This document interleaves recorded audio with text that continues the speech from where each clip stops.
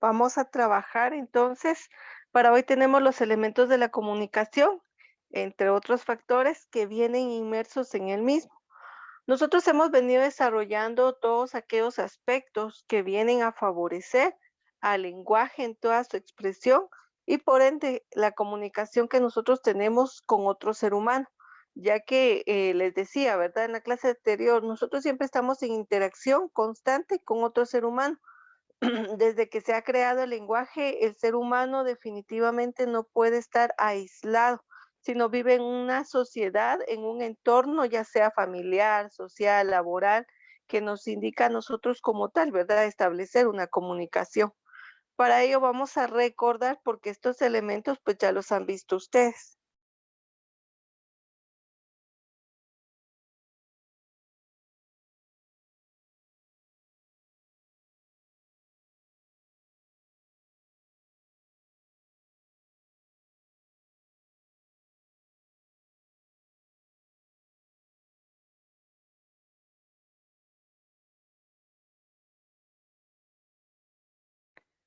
Para ello tenemos que los elementos de la comunicación son el emisor, el receptor, el código, el canal, el mensaje, el ruido y la retroalimentación.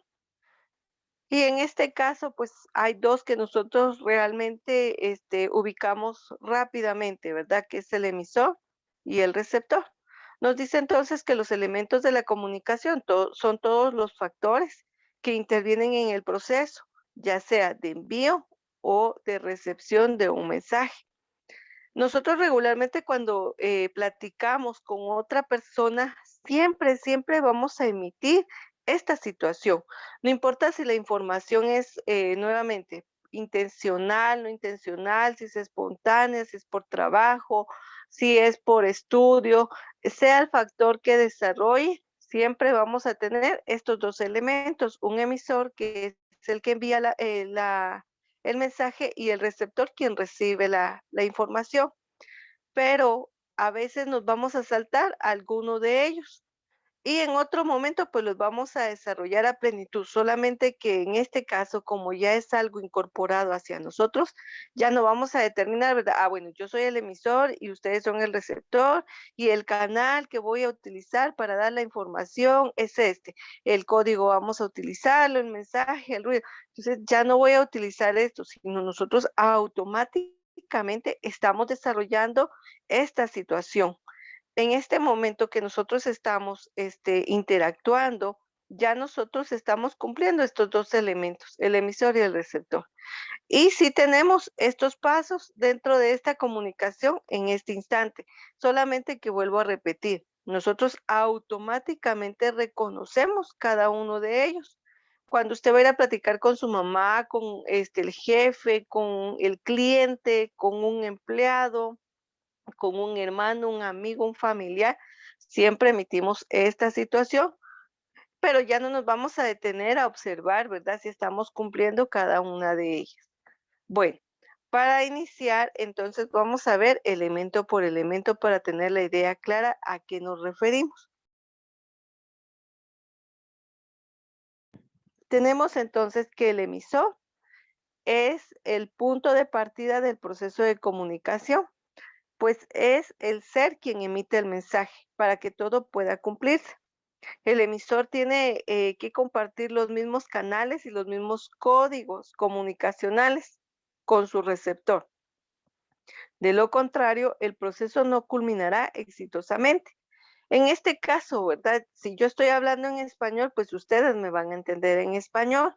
Si yo estoy utilizando esta situación a través de algo visual, pues ustedes también tendrían en su momento que observarlo, porque si yo hablara en otro idioma, no sé, en mame, en quiché, y ustedes no hablan ese idioma, definitivamente no funciona, ¿verdad? El código que estamos empleando no va a ser el mismo. Si yo en un momento determinado supiera, por ejemplo, que ustedes son personas no videntes, pues de balde voy a tener esto, ¿verdad? No lo voy a utilizar porque simplemente no lo van a poder observar. Entonces no estaríamos utilizando los mismos canales. Sobre ello es que nosotros vamos a establecer entonces que para tener una comunicación, pues tenemos que tener el mismo código, el mismo canal. Dentro del mismo dice, se entiende que el emisor es quien tiene la intención de comunicar algo. Se trata de un rol flexible, puesto que un emisor puede convertirse en un receptor y viceversa. Acá en un momento determinado, todos somos receptores y todos somos emisores. Yo inicio con una conversación y les pregunto en ese instante, ¿todo está claro hasta este momento? Y esperaría que alguien de ustedes me responda, ¿verdad? Sí, sí está claro, o que me diga en un momento determinado, fíjese que no comprendo tal situación. De eso es que nosotros vamos entonces a desarrollar este primer elemento. Ejemplo, de emisor tenemos, dice, es la persona que hace una llamada telefónica para iniciar una conversación con otra. Bueno, entonces acá, quien hace la llamada es el emisor, quien recibe la llamada es el receptor. Y acá ya dijimos, ¿verdad? Por el momento yo tengo la función de emisor y ustedes la de receptor. Cuando finalicemos, ustedes se van a dar cuenta cómo va a cambiar nuestro papel y cómo en un momento determinado yo espero una realimentación, es decir, una respuesta de lo que ustedes están desarrollando como tal. Dice entonces, ¿qué es un receptor? Es quien recibe el mensaje del emisor. Su rol puede ser voluntario o involuntario. ¿Por qué podemos determinar que puede ser voluntario o involuntario? Porque a veces no necesariamente nosotros quisiéramos escuchar la información y esa es forma involuntaria. Y voluntaria porque definitivamente sabemos que está destinada a nosotras, a nosotros. Entonces, en este caso, ya nosotros estamos disponibles, dispuestos para poder recibir esa información. En este caso dice, puede estar participando activa en el proceso comunicativo, en la misma forma que puede un actor incidencial, es decir, usted de pura casualidad escuchó la información, o sea, no estaba dirigida a usted y no era intencional para usted, pero usted escuchó, ¿verdad? Esa conversación, recibió la información. Cuando nosotros, por ejemplo, estamos en algún lugar, no sé, y realmente se está dando alguna conversación o alguna situación, pues usted sin querer, ¿verdad? Porque no era la intención, no era la plática con usted, pero usted escuchó alguna información. A eso se debe que nosotros tenemos en ese momento una situación incidencial, es decir, que no estaba destinada, que es involuntaria. Voluntaria cuando directamente se dirigen a nosotros como tal. Ejemplo de receptor sería quien recibe la llamada y escucha el mensaje del emisor. Tenemos el código. En este caso, el código o lenguaje es el conjunto de signos el que se transmite el mensaje. Les decía nuevamente, ¿verdad? Ya lo había mencionado anterior. Si yo hablara en otro idioma que ustedes no hablan, definitivamente no tendríamos el mismo código, el mismo lenguaje. Si bien es cierto, nosotros también en el código a veces utilizamos situaciones intencionales. Por ejemplo, cuando usted recibe la clase de inglés, pues definitivamente no es su idioma, pero es intencional porque usted ya está aprendiendo el idioma inglés. Ahí es un cambio, pero en este caso, si yo les estuviera hablando, no sé, en el idioma cachiquel, y ustedes no hablan, definitivamente, pues ahí no estamos entablando el mismo código. A eso se refiere. Dentro de los códigos lingüísticos, vamos a encontrar que pueden haber orales y pueden haber escritos. Yo estoy empleando los dos elementos. ¿Qué código estoy teniendo? El código oral, es decir, una lengua o el idioma, la palabra como tal expresada de forma oral. Cuando yo hablo, me estoy dirigiendo a ustedes en un código oral. Tengo también el código escrito porque ustedes en pantalla pueden visualizar las definiciones que yo he preparado para que usted tenga la comprensión o la lectura siguiente o posterior de estos elementos de lo cual estamos hablando. Entonces tengo estos dos elementos dentro de la clase en este momento.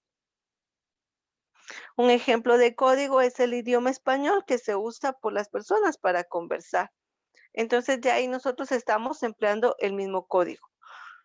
Siempre les he dado este ejemplo. Nosotros regularmente trabajamos, llamémoslo así, con personas con distintas capacidades, ¿verdad? Con capacidades especiales. Hace algunos años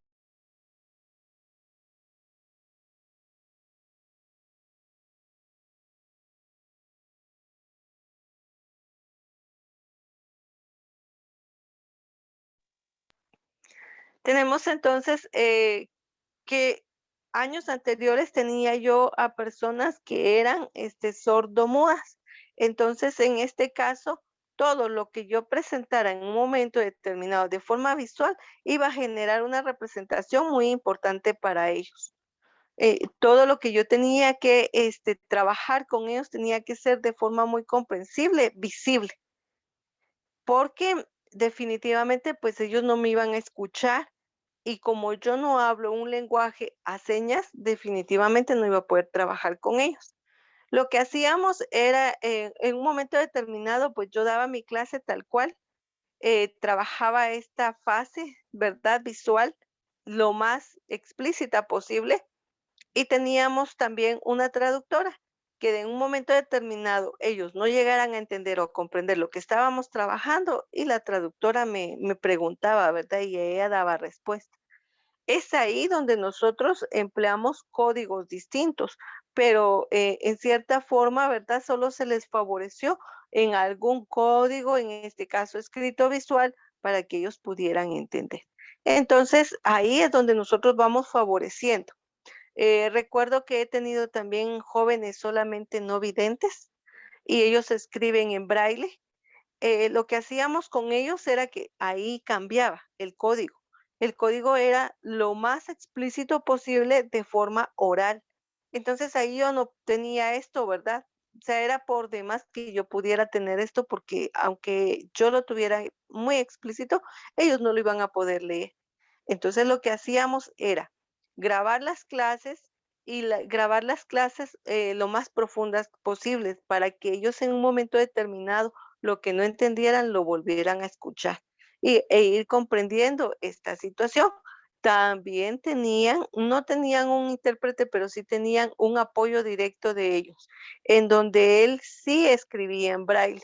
Entonces, cuando él revisaba las tareas en braille, él iba rectificando aquello que posiblemente ellos no pudieran tener. Entonces, ahí es donde nosotros vamos en relación a estos códigos de los cuales estamos hablando. El mensaje. El mensaje dice que es el contenido que requiere transmitir desde el emisor hacia el receptor. El mensaje está compuesto por una combinación de sistemas, signos, símbolos que transmiten un concepto, una idea, una información o el porqué de que exista una comunicación, una interacción entre el emisor y el receptor. Esa es la intención como tal, ¿verdad? El mensaje. Sin embargo, dice la decodificación. Tenemos aquí que la decodificación del mensaje desprende directamente del resto de los elementos de la comunicación. Bueno, nosotros hemos hablado también de lo que corresponde a la decodificación en el curso que ustedes llevan como comprensión en fluidez lectora. Ahí dice que la decodificación es desglosar la idea, la información, el mensaje en partes o en palabras para yo tener el significado del mensaje que estoy recibiendo. En un momento determinado, la decodificación sería entonces, acá yo quisiera saber qué significa la palabra sin embargo, la decodificación del mensaje. Esta es la principal idea. Entonces ahí ya estoy diciendo, bueno, tengo el significado de cada una de ellas, pero continúa. Entonces dice, depende, ¿qué significa depende? Directamente, ¿qué es directamente? Del resto, ¿qué significa resto? Elementos, ¿qué es un elemento? De la comunicación, ¿qué es comunicación? Ah, pero yo ya conozco cada una de estas palabras. Entonces, como yo ya comprendo que la palabra, sin embargo, es una suposición sumada y que la decodificación es un desglose de una idea, que el mensaje es una información, cuando yo digo depende, quiere decir que está sujeta a, dice directamente, tengo un punto central. Dice del resto de los elementos, bueno, elementos son algo que integra un conjunto, ¿verdad? Pero ¿qué conjunto dice de comunicación? Y la comunicación es la interacción que yo voy a tener con otra persona. Entonces yo ya entendí que la decodificación es el comprender lo que me está diciendo el mensaje. Si yo estuviera hablando de otro curso, pues definitivamente totalmente la idea cambiaría, ¿verdad? Pero sigo teniendo la misma decodificación en la comunicación. Si nosotros le leemos este fragmento a un niño de primaria, de párvulos precisamente, pues él no nos va a entender nada de esto porque todavía él no entiende muy bien qué significa la palabra. Sin embargo, él no va a comprender mucho menos qué es una decodificación. Un mensaje posiblemente ya tenga ubicado qué es el mensaje, pero la palabra dependiente y directamente pues no sé si todavía la comprenda. En cambio, nosotros no. Nosotros automáticamente al leer esta información, pues ya estamos entendiendo porque ya manejamos lo que es una decodificación en los mensajes como tal. Dice, por lo tanto, se entiende que el mensaje como una información o contenido concreto, ya que su significado o interpretación depende de múltiples variables. Bueno, acá va a depender el mensaje de la forma en que yo lo emita, si va a ser oral, si va a ser escrita, si va a ser visual, de cómo usted y yo tengamos la interacción, porque entonces si yo doy el mensaje de forma clara, usted me va a entender.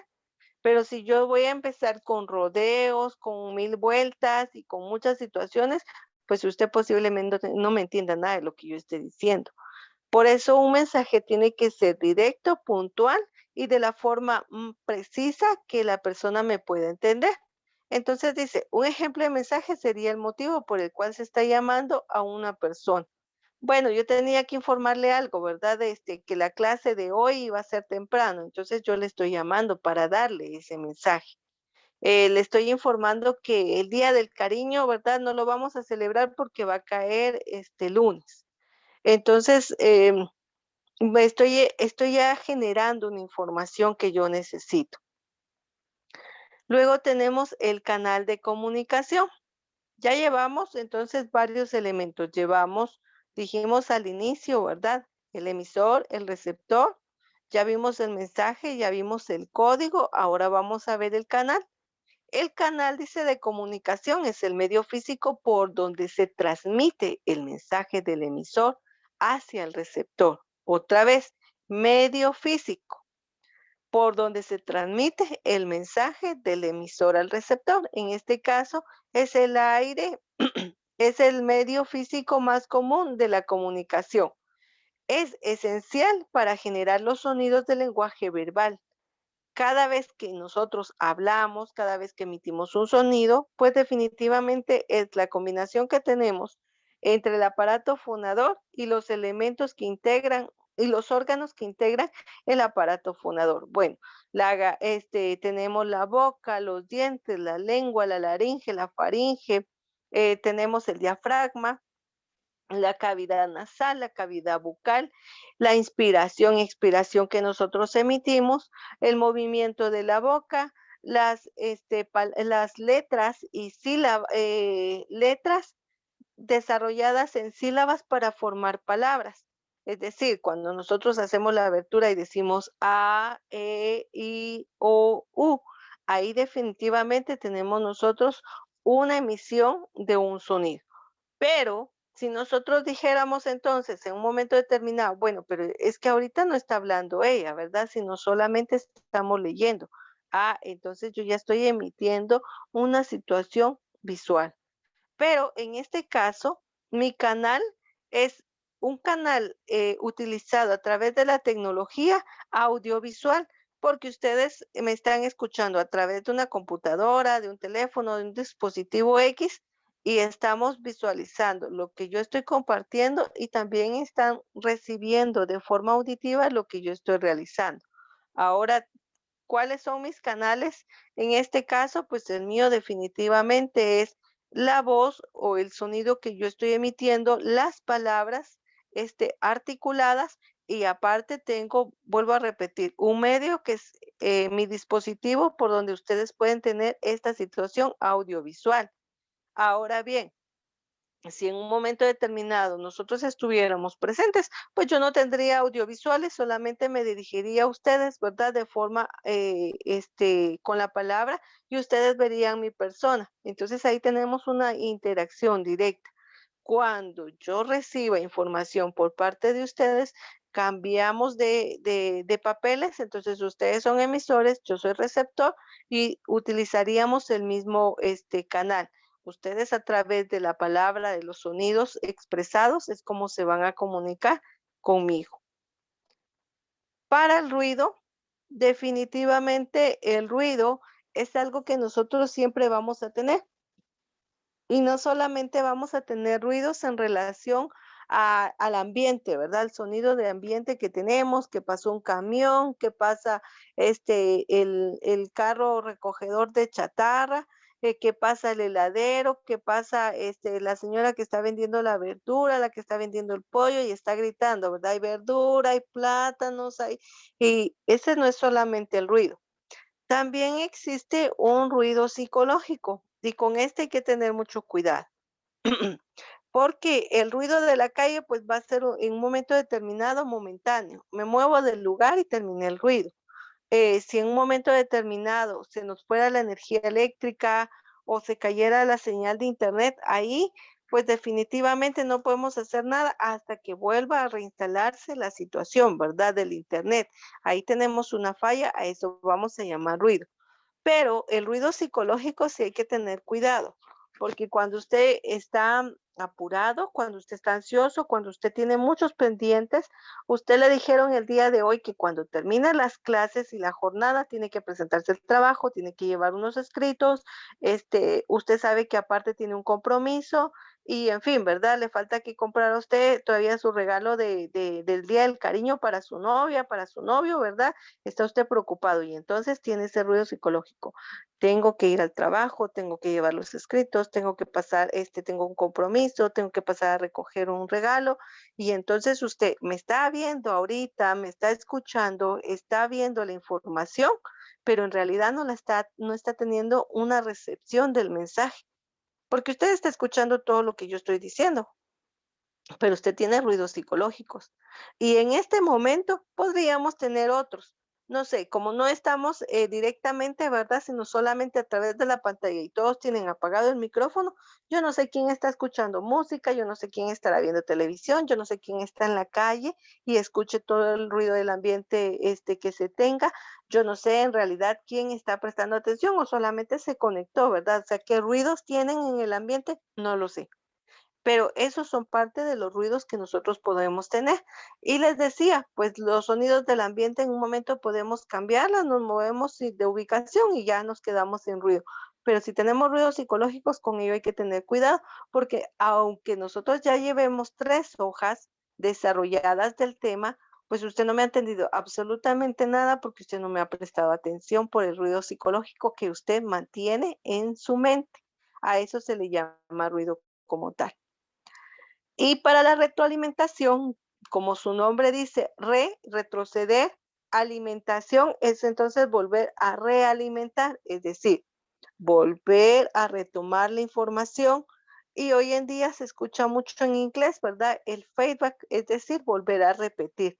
Es un mecanismo de control del mensaje por parte del emisor, debido a que la comunicación es un proceso bidireccional, es decir, de dos personas, y tanto el emisor como el receptor está cambiando sus roles constantemente. La retroalimentación sirve para determinar la efectividad de los mensajes enviados por el emisor. De esta forma, quien emite el mensaje puede comprobar si el mensaje realmente fue recibido de la forma adecuada, de la forma clara en que se esperaba enviar el mensaje. Y vamos a hacer una comprobación de este mensaje. Entonces le voy a preguntar a Daniel Nimatujo, ¿hay alguna duda con respecto a los elementos de lo que corresponde a la comunicación, Daniel?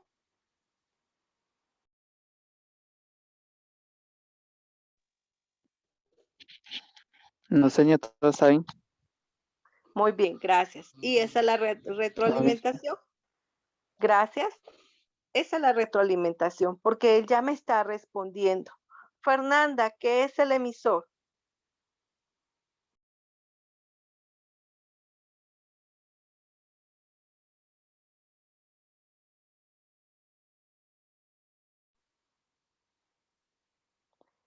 ¿No se encuentra Fernanda?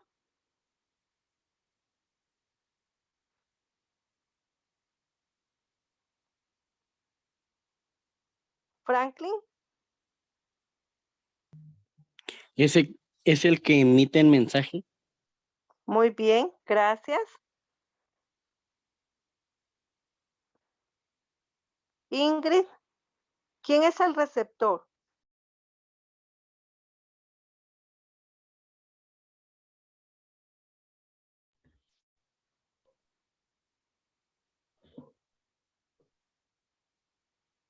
¿No se encuentra Ingrid? Sí, señor, aquí estoy. Muy bien, ¿quién es el receptor? ¿Es el que recibe el mensaje? Así es. Y vean, eso es un feedback.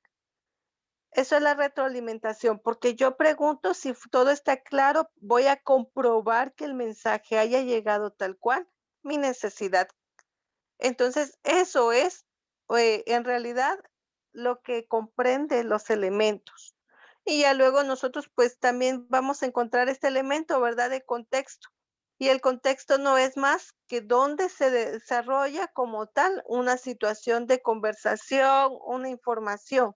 El contexto ya nosotros lo vamos a ubicar en un momento determinado, en donde nos ubiquemos. Nosotros ahorita nuestro contexto podríamos decir que es desde un momento determinado en relación a que es educativo, porque todos estamos aquí por la educación, porque usted necesita graduarse, porque usted ya alcanzó un proceso y entonces usted va a graduarse este año, ¿verdad? O sea, ese es nuestro contexto, es educativo específicamente.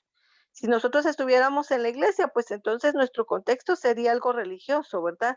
Si nosotros estuviéramos platicando con papá, con mamá, con nuestro esposo, con nuestra esposa, con nuestros hijos, con nuestros hermanos, pues el contexto sería la familia. Entonces el lugar donde se desarrolle, vamos a llamarle nosotros contexto y volvemos otra vez a desarrollar cada elemento. Nuevamente, emisor, receptor, el mensaje, el código, el canal, el contexto y en su momento, ¿verdad? La retroalimentación. Y con eso vamos a concluir la clase. Si no hay ninguna duda, ustedes me indican. No, señor. Gracias. En este caso, vamos a tomar en cuenta, por favor, entonces, vamos a trabajar lo que es el resumen del tema y vamos a desarrollar el ejercicio que manifiesta acá. Dice, en un cuento identifique los elementos de la comunicación. Puede realizarlo en su cuaderno y enviar las fotografías, ya sabemos, pegadas en hojas, ¿verdad? O puede hacerlo en un momento determinado en una hoja, ¿verdad? Para que usted lo desarrolle. ¿Qué vamos a hacer entonces de ello? Cualquier fragmento de un cuento, usted tómelo, o una noticia, y ya usted va a identificar quién es el emisor, cuál es el receptor, cuál es el mensaje, cuál es el código, cuál es el canal. Y con esto concluimos la clase y vamos a comenzar a trabajar lo que corresponde a nuestro registro y nuestras tareas.